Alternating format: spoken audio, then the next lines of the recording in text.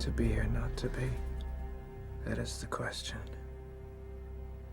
Whether 'tis nobler in the mind to suffer the slings and arrows of outrageous fortune, or to take arms against a sea of troubles, and by opposing, end them, to die, to sleep no more, and by a sleep to say we end the heartache and the thousand natural shocks the flesh is heir to. 'Tis a consummation devoutly to be wished. To die, to sleep, perchance to dream. There's the rub.